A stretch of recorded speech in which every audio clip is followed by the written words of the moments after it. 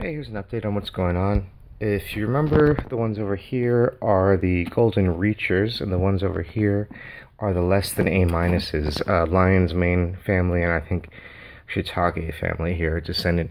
The ones that have their tops off right here, I've taken them off. Oops, I've taken them off and put them on the side right over there because I don't think they need any more protection in terms of the water.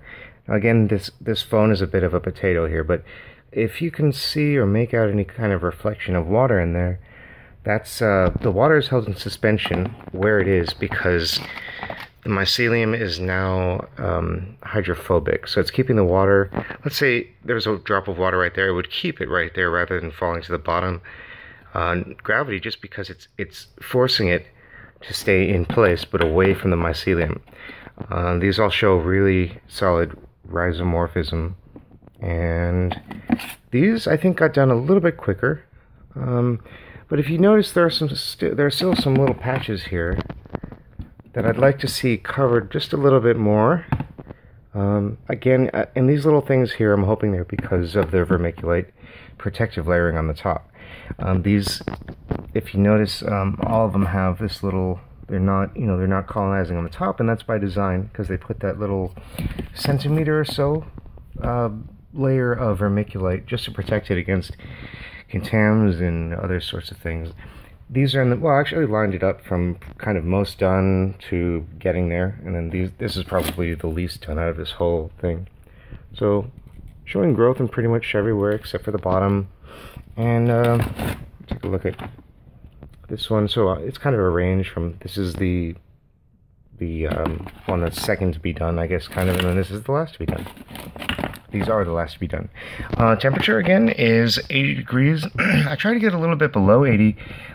Humidity does not matter at this point, again.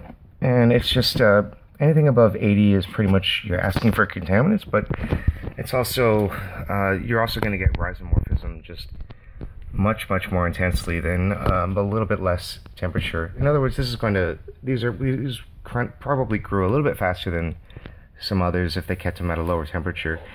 In all honesty, I would have left them, I would have liked them to have gone at maybe 77, 78, something like that, but LA summer. So I took a little chance on contaminants, and they might have progressed a little bit faster than at a lesser temperature. This one, I don't know what the fuck this was, because out of that little, I don't know if you could see, I can't see it through the viewport here, but there's a question mark here. The thing got so fogged up in the bathroom while I was doing these things. They were all in this sealed air box thing. These were, well, all the jars were on top of each other here, and while I would finish each one, it took forever because of the 3 holes, but as I would finish each one, I'd take them and then put them over here and then stack them on top of each other. And the thing with that plastic janky cling film liner on the top, it just got so fogged up because it was a small bathroom, and I'd stop the airflow and then put the towel under the door. It just got, I think one of these fell off, just laying into the side, and I wasn't really sure what happened with this one. So yeah, as shitty as it is, it's my first time, so I'm giving myself a little bit of, room for error there. Let me turn around to this stuff. These are just everything I had before kind of laid out. A couple new things that come in from Amazon. These are both new. This is very hard to get now because of COVID. So I'll run it through real quickly. This is, this is gypsum.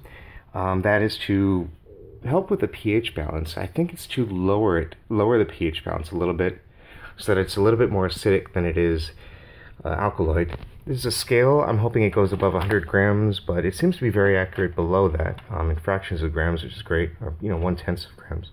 So it's, is it 0.10? Accurate to 0.10, which is 1/100th. Okay, this is microtape, and I'm going to need that very soon when I go to Home Depot and get a whole bunch of small tanks to fit these jars inside. Cocoa coir. These are the microbial wipes I was using before because I didn't have isopropyl. COVID, I mean, nobody has this stuff, so I couldn't spray anything. I had to wipe everything down manually. This, of course, is the humidifier, LED light.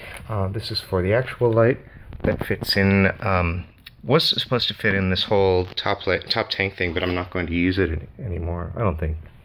Air filter, vermiculite, and this is the temperature I have in here. And this perlite here I'm probably not going to use, because initially if you were going to grow them with just the perlite on the bottom and then these tanks birthed with the cakes on top of some sort of tin foil all just spaced out, you can grow them that way. It's a little bit quicker, but you're going to get a lot less fruit from that whole endeavor. So right now I'm going for a bulk grow.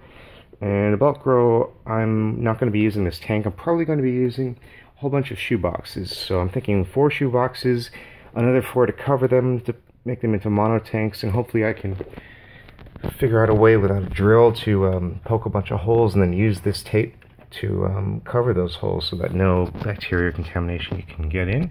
Even though after birthing, and even right now, this is a whole colony here. This is almost completely colonized, but it's a lot more resilient to contaminants now than it was when it was first inoculated. So when you just put the syringe in, it was very vulnerable, but now they're all pretty stable, and a lot of people just wash their hands. They don't even use gloves when they birth these things.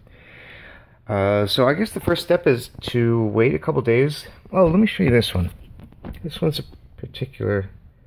This is so the I don't know one has some pinning on the side, more than any of the others, but obviously because it's in glass, the pins can't get through.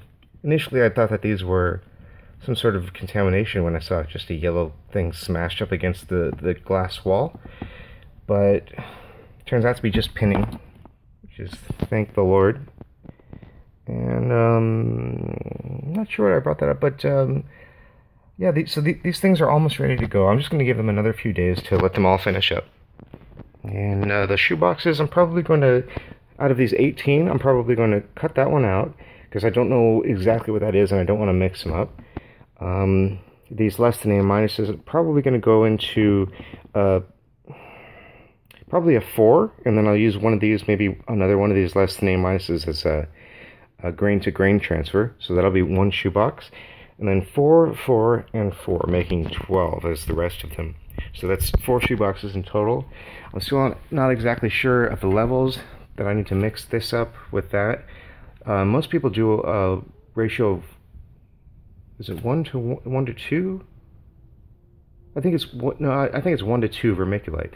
So that should be for every 2 parts of this, 1 part of that gets mixed in. So this will probably eventually be somewhere around 33% of the mixture. I also need to get that mixing bowl, 5-gallon mixing thing. But that's pretty much it. That was just an update. Alright, thanks. Bye.